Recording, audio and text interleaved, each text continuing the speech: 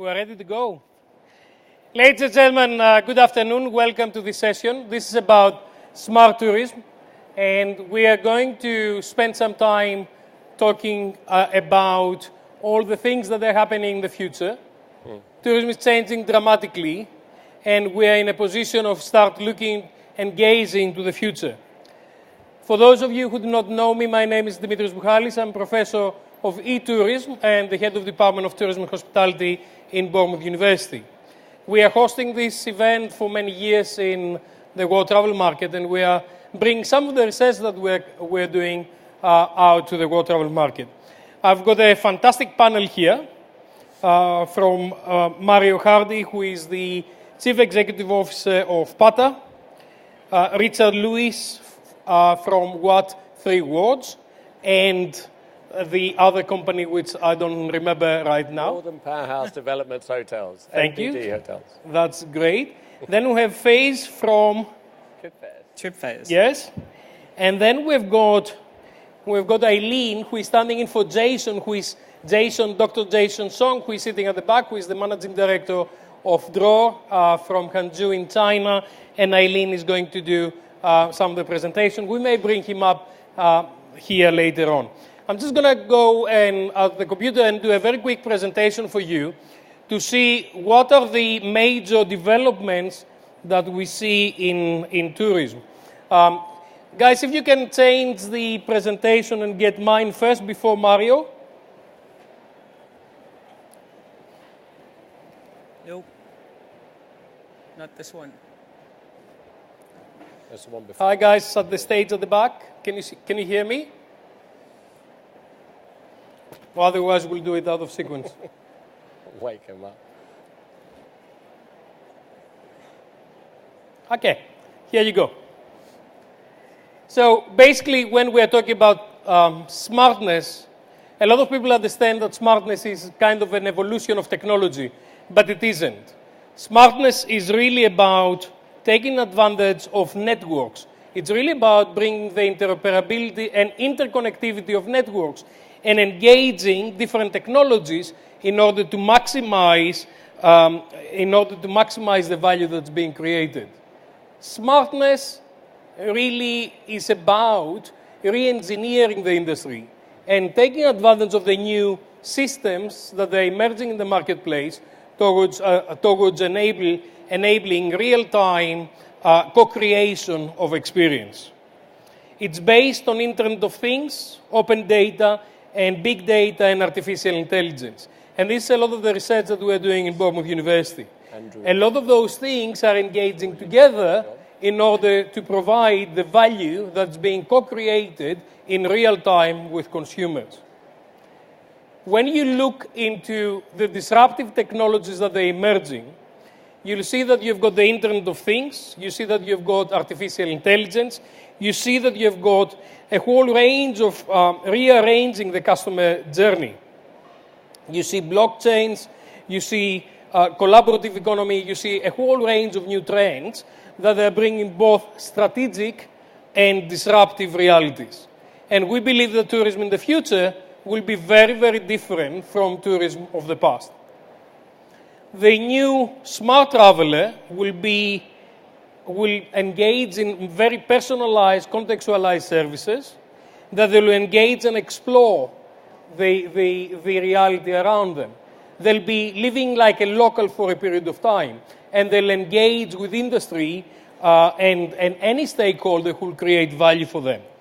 They'll be looking for authentic and immersive experiences, and they'll be looking for technology to help them at each stage of their travel. They'll be using a lot of user-generated content, they'll influence the brand reputation, and they'll have huge impact on the destination. So the new traveler is going to be a smart traveler. They'll be carrying at least one computer with them, a mobile smartphone, and they'll be engaging with everybody in the destination. So this is some of the latest research that we do. So what happens is that you have got tourism suppliers creating all kinds of data. These data are going up on the cloud. You use artificial intelligence and data mining in order to create value, and you've got value aggregators who are engaging in that process, and then comes down as a storm of value to consumers, providing personalized, contextualized, and individualized experiences. It's a very different way of doing that. In the old world of tourism, this was taking months to prepare, a minimum of 1 year. Now all that will be created very, very quickly, because what's going to happen is that we'll know in real time where people are, what kind of engagement they've got, what kind of needs they've got, and bring them together with suppliers in order to engage with that. To do that, we'll connect a lot of data that they'll be emerging from sensors. Obviously, I don't have a lot of time to go through all of that in detail. A lot of the sensors we will be wearing them on wearables. So we'll understand a lot of the things and your individual context as a customer when you're traveling around. We will be looking to a lot of social media kind of data, and we'll be data mining, collecting data mining and processing that in real time. And then this is from Brian Solis, is looking to the conversation prism, where we are collecting all the data from wherever the data is. We listen, we engage, we learn, and we co-create, and all that in real time. So this is a very different way of creating tourism. For those of you who are getting engaged in China, China has got the Great Wall, so they've got a whole range of different social media that they're using in China that we do not necessarily use in the West, and equally they don't use some of our social media.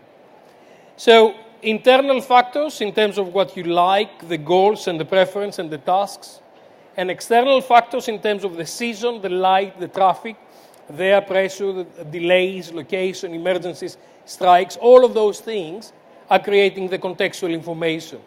And tourism will be co-created, taking into consideration the contextual information.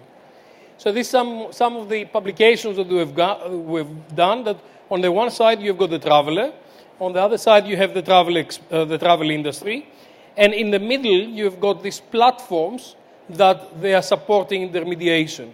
And here you've got the context influencing that, but bringing a whole range of different products and services. We'll have a lot of beacons that they're going to send things to us, and we'll have management of the journey before, during, and after. So we will manage the journey of consumers before, during, and after, and particularly during the travel. When people are still traveling, they'll be able to communicate with different stakeholders and gauge information. By doing that, we'll have interoperability of systems in real time. We'll have technology as a means to an end, not as a solution. We'll enable big data, Internet of Things, and open data. We'll deliver value through marketing. And all of that will be driven by agility. I keep saying that, and every time I'm speaking about these things, a lot of people are getting a little bit concerned about this is too much technology. In fact, it's not about technology. It's really about agility. It's really about understanding what's the need, and if the need is bring a pizza, the pizza is coming to you, because we know where you are, we know where the destination is. And I keep saying that one of the most interesting things that happened to me was in Hangzhou, when Jason had invited me there to talk in China about smart tourism. And it was on that hotel that the chambermaid left a little note for me saying, since you are having a conference tomorrow, I give you a little bit of sweeties in order to protect your throat. This is clever. This is agile. This is smart without the technology. She was just taking care of me. Thank you very much. That's a very, very quick introduction of the session. And then I'll invite our colleagues to actually go through that. In the meanwhile, I forgot to tell you about Slido, slido.com, where you can ask questions using the hashtag World Travel Market LDN, WTM LDN. Thank you.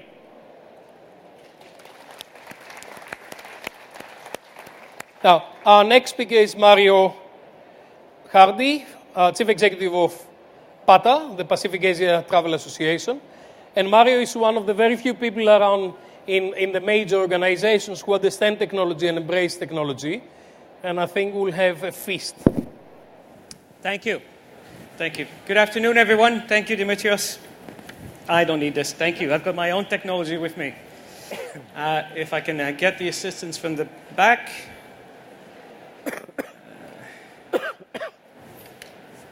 To switch the screens on.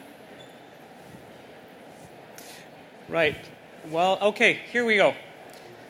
You've heard Dimitrios talking about artificial intelligence or emotional intelligence, EAI, robotics, drones, exonomics, so many other technologies that we're inundated with every day. We read about it, we see it on TV, we hear it from friends, from colleagues. Every single day, we actually use technology, we hear about it, we talk about it. But I'm actually here to talk to you about something a little bit different, about what I call exponential leadership, thinking into different futures, long-distance future, not about next year, not about 5 years, but about 20, 30, 50, 100 years from now. And the decisions you make today can have implications in way into the future. So how do we adapt? How do we actually transform the way we think to be prepared for different futures that are arriving so fast? The pace of change is phenomenal, and we're all impacted by it. So I'm going to share with you a very short video. I'm going to cut it about half of it, but from a program called the Singularity University, a very famous gentleman by the name of Professor Dimitrios, who runs this with another gentleman called by Ray Kurzweil, and who's going to give you a bit of an overview of the tech that is coming up, which is already here. Can we get the sound?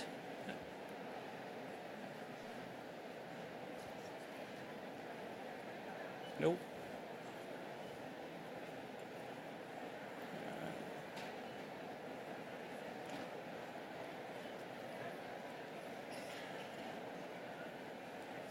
I'll give it another 10 seconds, otherwise we'll skip the video. That's what goes wrong with technology. Yeah, that's the problem. It always Thank goodness doesn't. we don't have any pets or children here. It always That'd be a doesn't. disaster. It always doesn't work when you want it. I know. We go technology, children and pets. That's it. Disaster. Okay. I won't take too much time. I will skip the video. I apologize for that. But actually what Professor Dimitrios and Ray Kurzweil are talking about, and many other famous leaders in the technology industry, are actually sharing with you that the future is already here. The science fiction movies we've dreamed about or we've seen when we were kids, they're actually here. This technology is no longer science fiction. It's happening today. Autonomous cars, they're here to stay. Drones, they're coming. They're already here in many places around the world. And many other technologies that you've heard about earlier, artificial intelligence and robotics, and it will affect every one of you. Everyone's life will be changed because of this technology in the future. You like it or not. You may want to embrace it, you may not want to embrace it, but you will be affected by it either way. Some of this technology you've already been using. Artificial intelligence, we've been talking about it quite a lot over the recent 12, 24 months. But actually, you've all been using AI for a number of time. Now, I do make a difference between conscious AI and a very simple AI we use today. When you do a Google search, you use some form of AI. When you use mobile apps, when you do your online banking, when you do other activities on your mobile phones or other platforms, you use some form of AI. And it's here to stay, and it will change everything we do. We live in a world which is uncertain. Uncertainty is actually what we wake up every morning at 3 o'clock when we receive a tweet from a White House in the US, but also about many other news we get on a daily basis that affects all the changes we live, not only with technologies, but also the political world we live in. So the message I have for you today is that we need to change the way we think. We are all being trained to think as local thinkers in a linear fashion. I include myself in this. We've been taught that actually the future is an extension of the past. As a business owner, you're probably told by your board you need to increase your revenues by X%. If you're lucky, maybe you get 5%. If you're not so lucky, maybe your board will ask you for 10, 20, or even more percent increases. That's what we call linear thinking. If you think exponentially, where you want your business to be in 10, 20, 30, 50 years from now, what is the journey you're going to take to get to that destination? What are the decisions you're going to make today that will make your business grow into the future, and also more rewarding for yourself, for your employees, and for your community. One of the biggest issues, we fail to imagine a different future. We're all surprised by innovations that comes in, wake up in the morning, a new world has been completely changed. Think of Airbnb, Uber, think of Blockbuster, for those of you who remember, not so much around anymore. Kodak, and many other technologies which has been surpassed. They fail to imagine a different future. They fail to innovate. They fail to actually look at what can we do today that will actually change the world in the future. So I think it's really important for all of us to change or break the permafrost of leadership. I've been waking up for the last 12 months every morning thinking, how will we positively impact the life of 1 billion people? What can I do today? What can our organization do every day that will positively impact the life of 1 billion people? It may be through the use of technology. It may be through the use of different other tools that are out there. But we all play a part of it.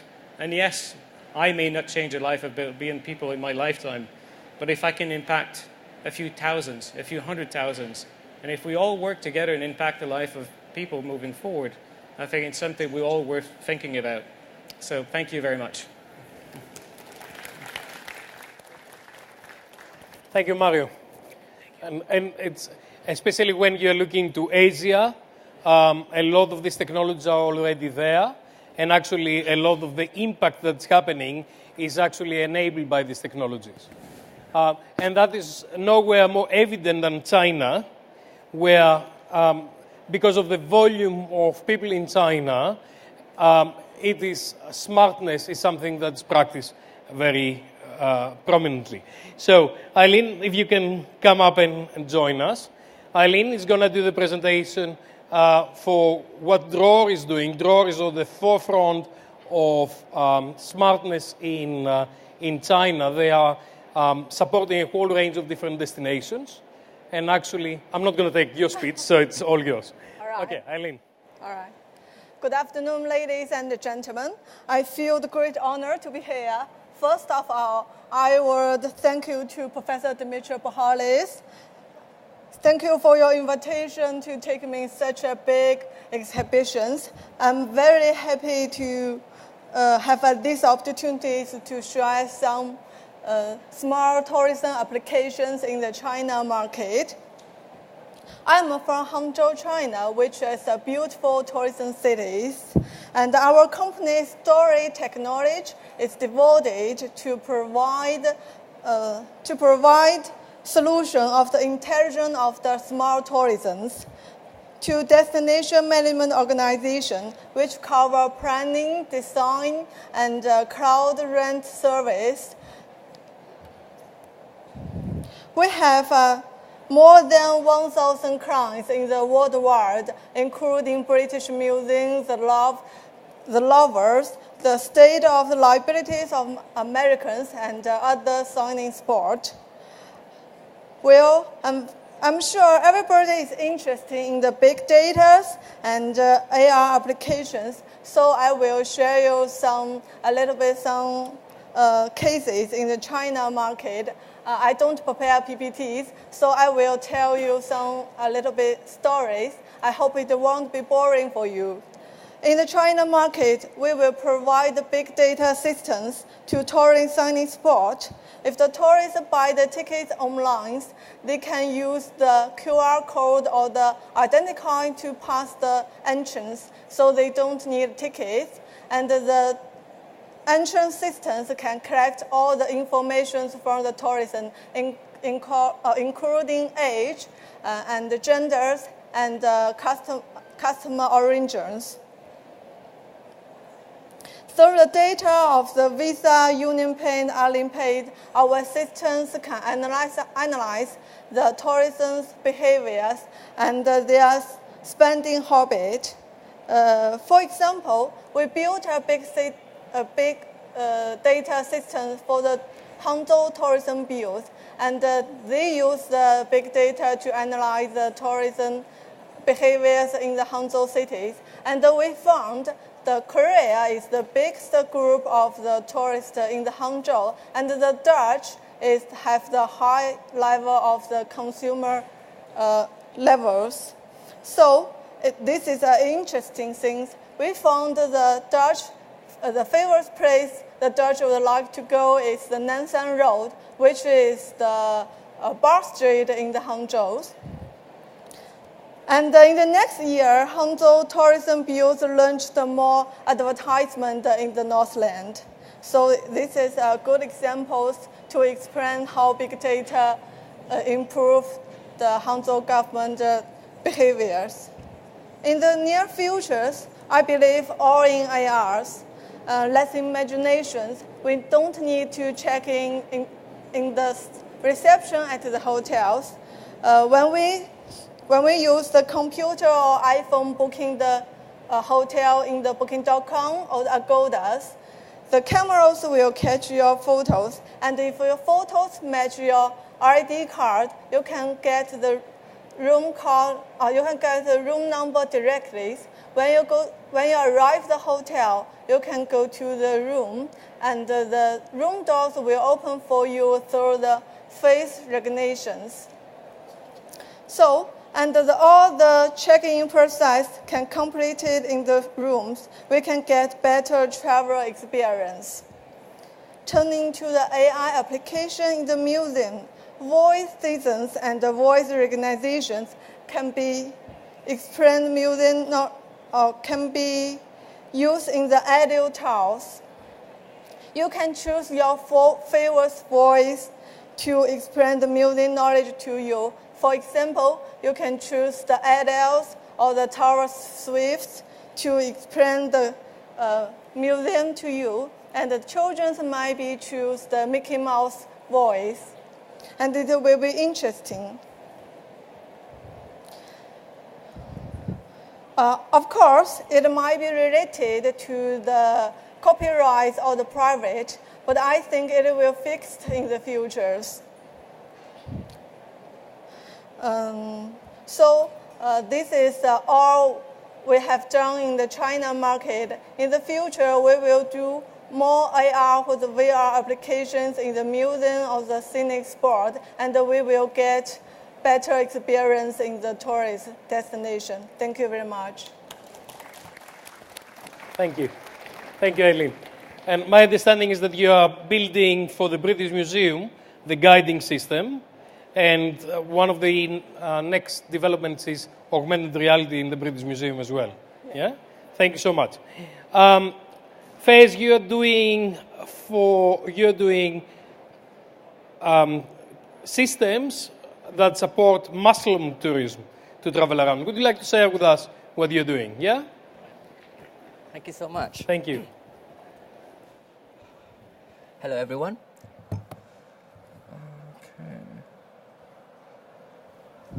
Can I have the clicker? The clicker? Thank you so much.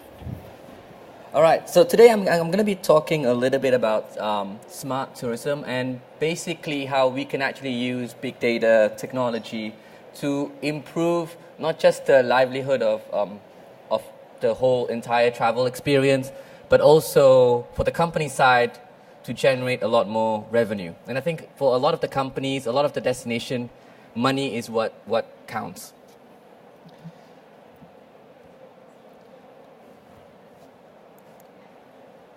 So this is my Twitter. If you have any question, feel free. If you have photos, please tweet me. You only have 5 minutes, Fraser. Okay, so this is, if you have a look at this picture, what is fascinating about this is that it showcases 60,000 different routes that happens every single day. So a lot of the people, I'm not sure how many of you here are not from London, but I came from Malaysia, and I was on one of these routes. So this is very, very fascinating because it shows that a lot of the people are constantly traveling. We travel a lot, and travel has moved from the traditional travel of we take what is given to we want and a personalized travel experience. And that's for a lot of people is very, very important. So for a destination and for a lot of the travel sites or travel provider, a lot of the question that we can ask ourselves is, what influences people's choice of destination? Where do people travel? You want to understand why people go to certain places and not other places. So what combination of insight are most relevant in driving growth within specific market segment, which will then enables you. So with data, for a lot of destinations, they can use the data to understand the choices of people, why they make certain choices, and from then on, make a better planning to ensure that the whole travel experience is much more better. So what we do is actually we work a lot with a lot of hotels, a lot of destinations, and a lot of travel sites, primarily in the area of Muslim travel. So this is a typical search pattern for Singapore. So if any of you are from Singapore, been to Singapore, typically for a lot of the Muslim travelers, these are the areas that they're searching for.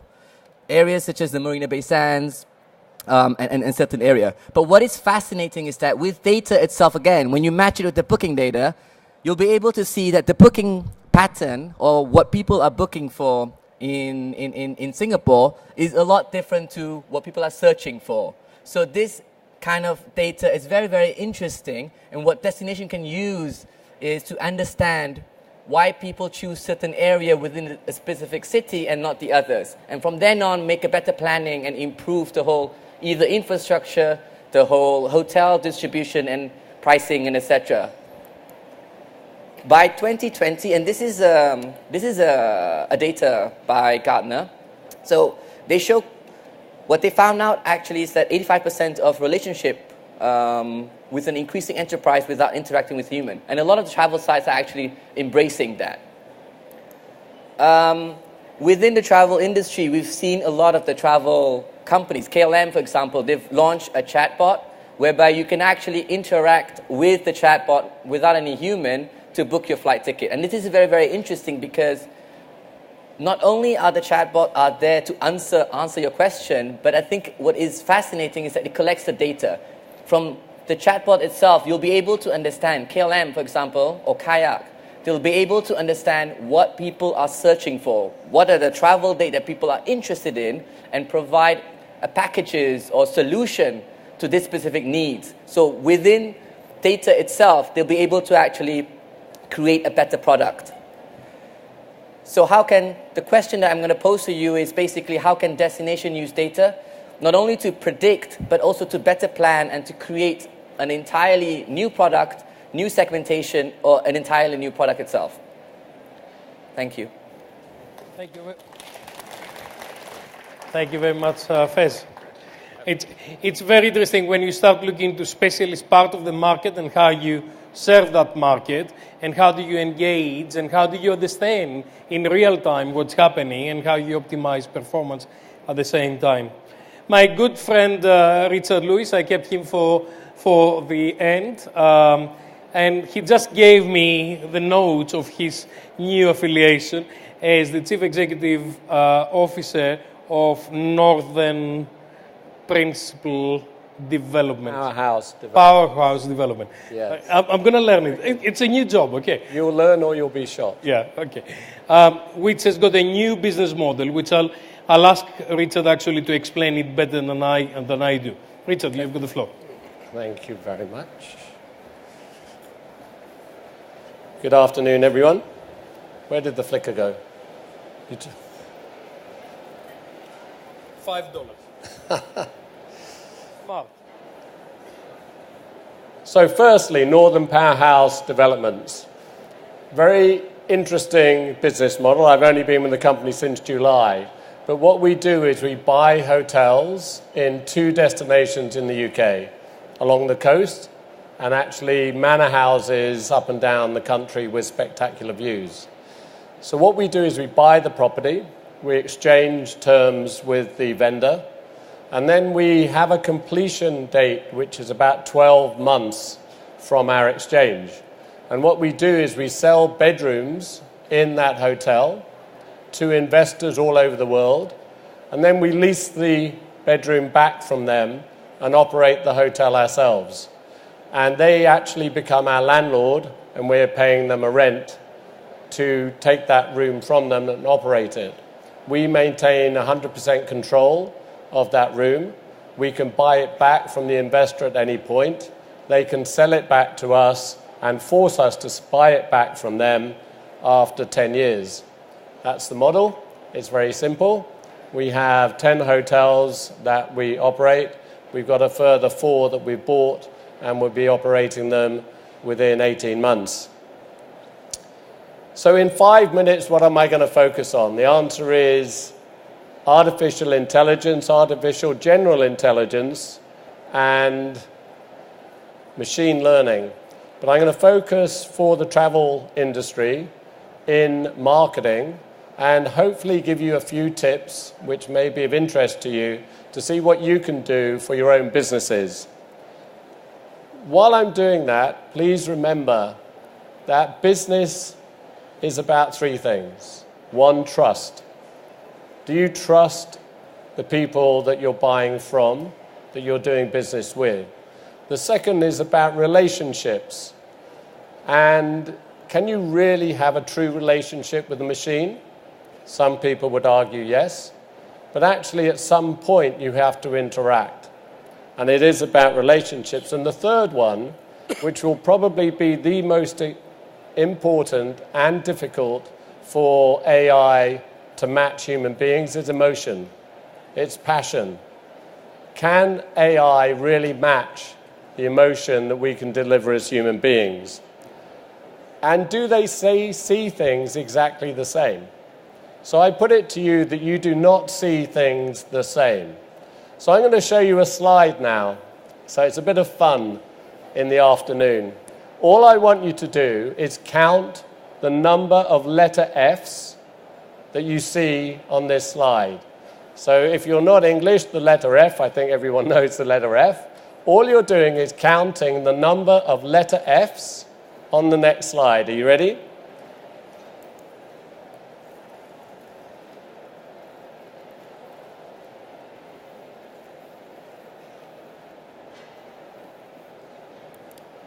Okay, how many people saw none? That's a good start. 1, 2, 2. Any more for 2? Don't be shy. You've got to put your hand up at some point. 3, 4, 5, 6.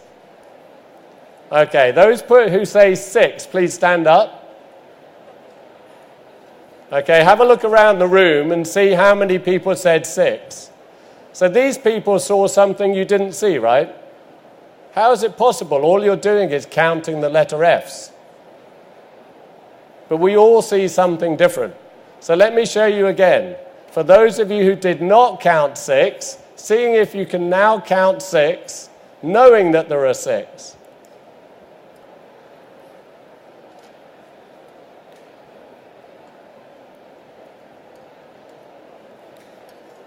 The reason why you can't see 6 if you still can't see is because you're not counting the letter F of the word of. And the reason why psychologically you don't count that letter F is because you're spelling the word OV. You're not spelling it OF. So you don't see it. So we've all seen something different, but you're all looking at the same thing. And that is why in business we will always have an opportunity to add value to artificial general intelligence. So to live one's own life as an individual and to enjoy personalized experiences is the new luxury. And there are so many companies in our industry trying to do that. But isn't that almost like saying, we know who you are, so you're no longer an individual? We know everything about you. So we're going to tell you what you want before you even know it. What sort of individual life of freedom are you living at that point? So can you actually get individuality through big data? As individuals, we see the world differently. We've just proven that, right? I can promise you, if you're in the hotel business, you will have one member of staff walking over a piece of paper and the next member of staff picking it up. because the first person doesn't see it or doesn't care. And the essence, surely, the essential element is choice. If I want to go to a hotel because I'm on business and I want to see nobody, and I want to get to my bedroom as fast as I can, and I want to use my telephone, my mobile phone to check in, to get into the lift, to get into my room, allow me to do it. But if I want to talk to somebody because I'm on holiday and I want to learn about the environment, give me that choice. Don't force your will on my experience. So it's about personal touch versus Big Brother, service versus intrusion, people actually getting into your life, learning more about you than you know yourself. It's about experience versus privacy. We all want to remain private, but can we truly remain private when Google are doing what Google are doing? And last night at an Eye for Travel dinner, there were 40 people from this industry in the technology world. And the question was, is Google a force for good in travel and tourism?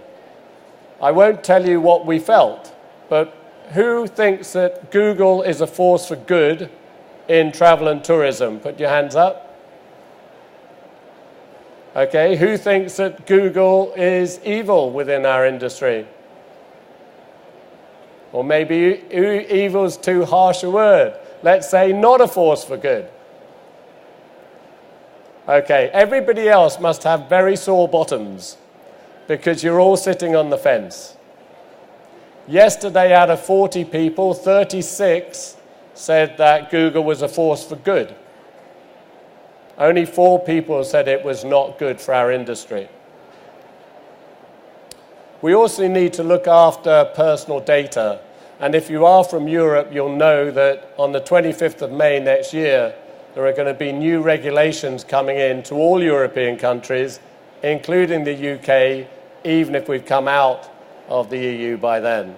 We have to be extremely careful what we do with people's data. So the better you know your customer, the better you can adapt your offering. That is a fact. But information needs to be used in creative and targeted ways. It's about interpretation. It's not data access. We've got data overload. How good are you at the analytics? It's about finding patterns. AI is all about finding patterns, and that's why machines are so good at it. And it's about supporting your own strategic direction, not being dictated by the machine. There is a need for efficiency and transparency. So what do we need? We need to adapt an integrated approach. Just as Dimitrios was saying, it's about systems and systems integration. We need to utilize the machine learning for repetitive tasks. Why do we need to do that? Machines are far, far, far better at doing repetitive tasks than we will ever be. And we need to reduce the increasing marketing performance gap. So here are my 4 tips if you haven't started yet to use AI and machine learning. 1, develop the right team. You have to develop the right team internally and then combine it with your outsourced resource. You need to build your analytical skills. Find the very best people who understand the data that's in front of them. Because without those people, you really have nothing. You've got lots and lots of data, but you make no sense of it whatsoever. You have to integrate all your systems and create a flexible strategy. Because again, as Mario was saying, today is not going to be the same as tomorrow. If you have some rigid approach like Blockbuster, like Kodak, like Thomas Cook in the old days, you will not survive. You have to have a flexible approach in business. So, smart tourism, I want to give you an example. Northern Powerhouse Development Hotels and What 3 Words. Who's heard of What 3 Words? Okay, we're getting better. We've got a few more people. Okay, I will show you a little video clip in a minute. What 3 Words is very simple, and Northern Powerhouse Hotels will be using What 3 Words to help all guests to arrive safely to an accurate point for the entrance of the hotel. So what three words has divided the world's surface into 57 trillion 3 meter by 3 meter squares? And every square on planet Earth has a very simple and easy to communicate 3-word address. So where you're sitting right there, you have a 3-word address, which is completely different to the 3-word address that Dr. Roger Carter has in the audience at the back. The entrance to a car park has a 3-word address. And if you wanted to join me on the beach at Jumeirah Beach for a barbecue on Friday, I could give you the 3-word address right now for that piece of sand where you would find me on Friday. Every single thing on planet Earth. So if you're in the travel business, you should be looking after your guests by giving them precise points that they can travel to, not postal codes which are not accurate. So I'd like to show you a little video as to what 3 words can do for your business. Could you play the video, please?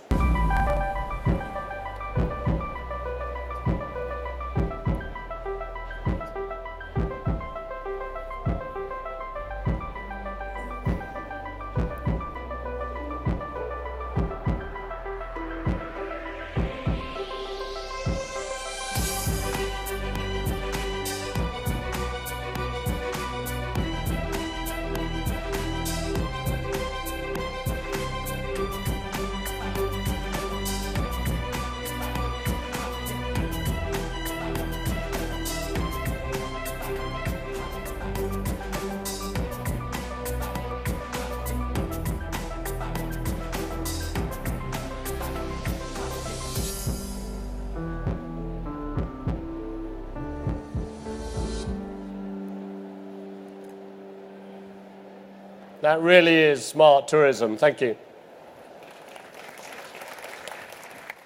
Thank you very much. I'm not sure if anybody has actually put questions on Slido. We've got about 10 minutes to take some questions. Have we got Slido questions? We don't have any Slido questions. Anybody who has got any questions? Anybody who has got any questions? Or would you like to stop the session here and then have individual discussions later on? Yeah? Okay, let's do that. Thank you very much for coming along. Smart tourism is really about going to the future, and you've seen different examples of how artificial intelligence, systems, geographical systems, systems of big data, or huge data actually in China, are going to be used to enable better tourism. Come along and talk to us. We'll be here for another 10 minutes. Thank you very much. Have a good travel market.